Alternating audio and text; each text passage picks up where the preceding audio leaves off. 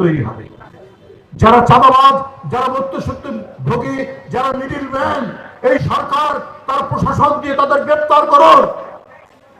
যেখানে গ্রাম অঞ্চলে সস্তা শাকসবজি, সেখানে শহরের বাজারে এসে হয়তো কিছুটা বাড়তে পারে, কিন্তু 4 গুণ 5 গুণ কেন বৃদ্ধি পাবে?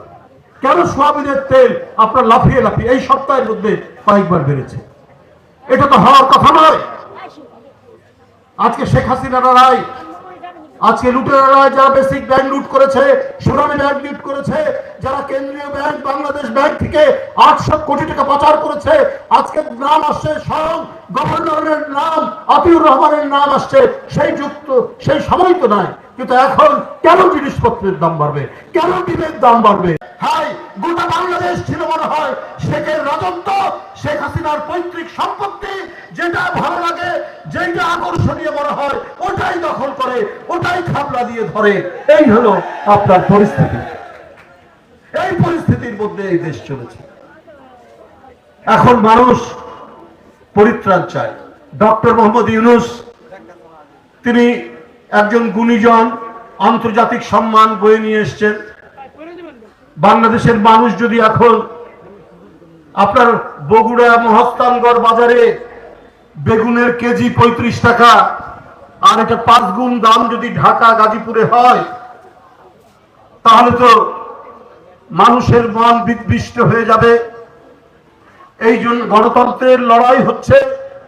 যদি কোথাও অনাচার হয়, অবিচার হয়, সে যাই হোক, রাষ্ট্রের শাসক হোক, ক্ষমতাশালী হোক, ধনী হোক, তার বিরুদ্ধে কথা বলা যাবে। গভীর ষড়যন্ত্র চলছে।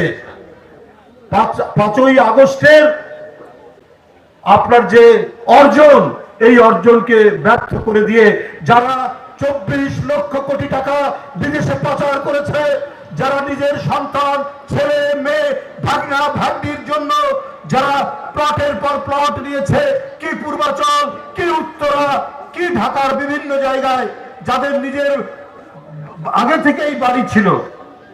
আপনার রাজু এর নিয়ম অনুযায়ী যদি আমার বাড়ি থাকে, আমার জায়গা থাকে, আমি আরেকটা প্লট পাবো না। শেখ হাসিনার বাড়ি ছিল না 32 নম্বরে?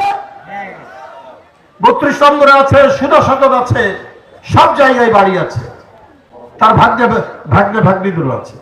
শুধু গণভবন লিখে না, 1 টাকা দিয়ে একবার গণভবন লিখেছিলেন আগের বার।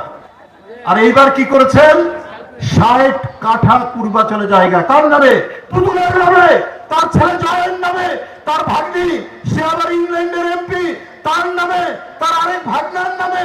হাই, গোটা বাংলাদেশ ছিল মনে হয় শেখের রাজত্ব, শেখ হাসিনার পৈতৃক সম্পত্তি।